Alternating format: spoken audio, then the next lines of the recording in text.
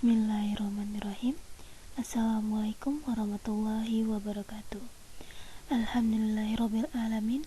Wassalatu wassalamu ala asrofil anbiya'i wal mursalin wa ala alihi washabihi ajma'in. Amma ba'du.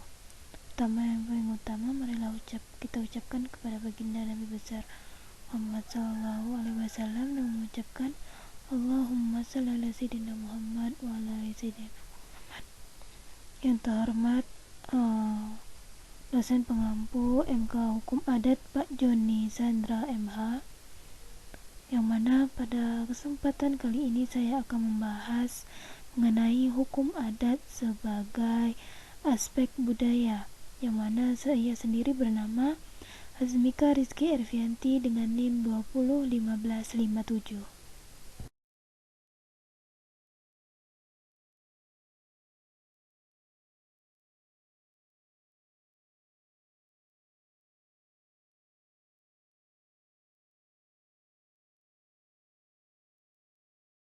Baiklah, untuk pembahasan pada judul hukum adat sebagai aspek budaya itu terbagi menjadi 3, yaitu hukum adat sebagai aspek kebudayaan, yang kedua sistem hukum adat, dan ketiga kekuatan material berlakunya hukum adat.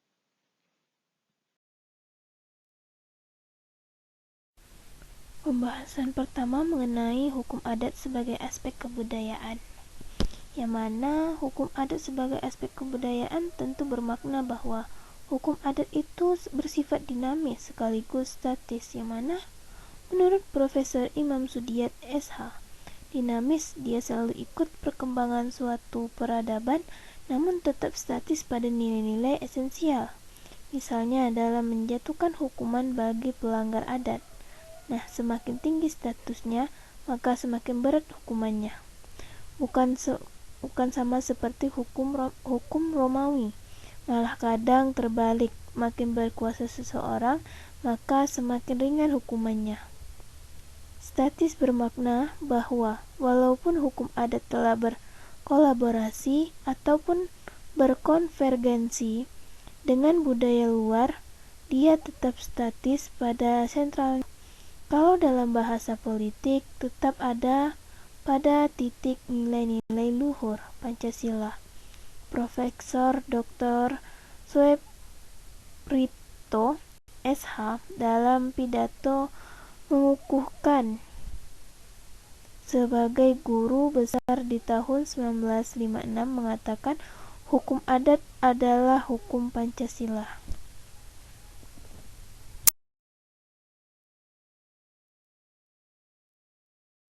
Nah, apa itu budaya? Kebudayaan berasal dari bahasa Sanskerta, yaitu budaya, yang merupakan bentuk jamak dari budi atau budi dan akal. Diartikan sebagai hal-hal yang berkaitan dengan budi dan akal manusia.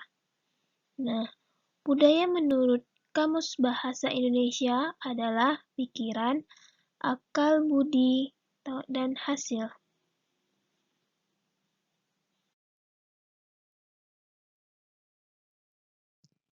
Berikutnya ada wujud kebudayaan. Nah, menurut Profesor Tojoningrat, jika ditinjau dari segi wujudnya, maka hakikat kebudayaan adalah sebagai berikut. Yang pertama, wujud kebudayaan sebagai suatu kompleks dari ide, gagasan, nilai, norma, peraturan, dan sebagainya. Yang B, wujud kebudayaan sebagai suatu kompleks aktivitas serta tindakan serta berpola dari manusia dalam masyarakat. C. Wujud kebudayaan sebagai benda-benda hasil karya manusia. Nah, dari uraian di atas, maka dapat diambil pengertian bahwasanya hukum adat ialah sebagai aspek kebudayaan. Adalah hukum adat yang dilihat dari suatu sudut pandang nilai norma sosial, ilmu pengetahuan, serta keseluruhan struktur sosial religius yang didapat seseorang dengan eksistensinya sebagai anggota masyarakat. Kebudayaan dalam wujud ideal bertugas mengarahkan dan mengatur tingkah laku manusia dalam kehidupan masyarakat, sehingga hukum adat merupakan suatu aspek dalam kehidupan masyarakat dalam kebudayaan bangsa Indonesia.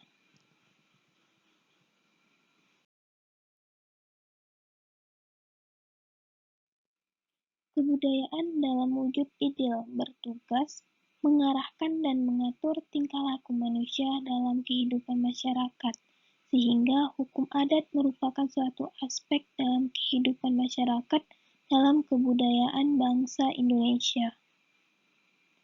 Berikutnya ialah hukum adat sama dengan wujud kebudayaan. Hukum adat adalah hukum tradisional masyarakat atau bangsa Indonesia. Wujud dan kebutuhan hidup yang nyata merupakan cara pandang hidup yang tidak terlepas dari struktur kejiwaan dan cara berpikir masyarakat asli Indonesia.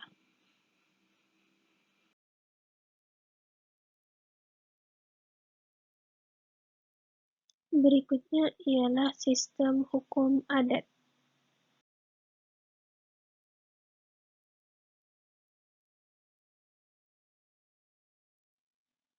Sistem hukum adat. Sistem adalah sekelompok bagian yang bekerja bersama-sama untuk melakukan suatu maksud. Analoginya, sistem bagaikan gambar mosaik yang dipotong sekecil-kecil kemudian dihubungkan kembali sehingga tampak utuh seperti gambar semula. Masing-masing bagian tidak berdiri sendiri, melainkan saling berkaitan dengan bagian yang lain. Dengan demikian, sistem berarti suatu kesatuan dan bagian yang membentuk sistem tersebut. Maka sistem hukum adalah suatu dari seluruh peraturan, perantara, dan praktiknya dalam suatu negara tertentu. Perangkat operasional yang meliputi institusi, prosedur, dan aturan hukum. Sistem hukum juga merupakan produk sejarah yang dihasilkan dari pergumulan panjang dalam masyarakat. Dengan demikian, sistem hukum sangat dipengaruhi oleh jenis masyarakat.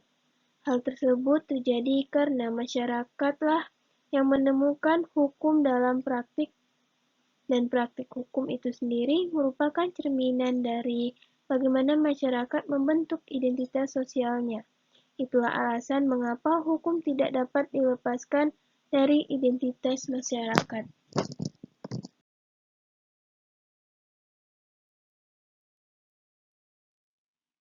Adapun alasan-alasan yang mempengaruhi sistem hukum adalah sebagai berikut. Pertama, latar belakang sejarah dan pembangunan hukum. Yang kedua ialah karakteristik khas dari acara berpikirnya. Yang ketiga, peranata-peranata yang bersedia.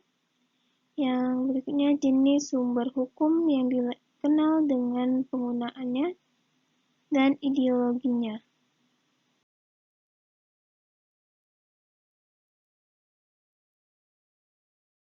Kekuatan material berlakunya hukum adat.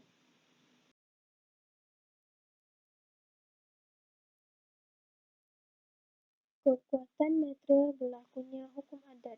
Sepomo, sesuatu kekuatan material dari suatu penetapan para penguasa di dalam masyarakat bersifat penuh atau 100% apabila putusan itu diturut dan ditaati oleh masyarakat dalam praktek atau kenyataan kehidupan sosial sehari-hari. Nah, jika tidak, maka putusan itu, walaupun secara formal mengandung peraturan, hukum akan tetapi dapat dikatakan tidak mempunyai kekuatan material atau nihil.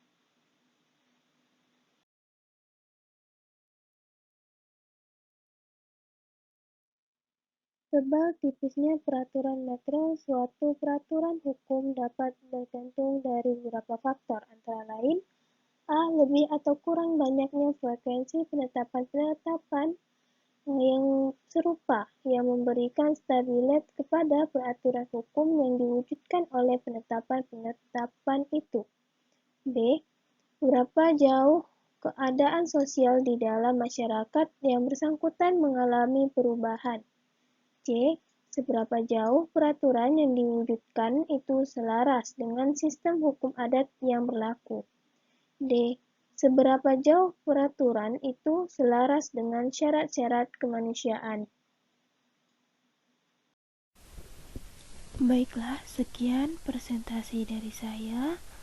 Jika terdapat atau kekurangan di dalam PowerPoint yang telah saya bacakan, saya mohon maaf. Wabillahi taufiq wal hidayah. Wassalamualaikum warahmatullahi wabarakatuh.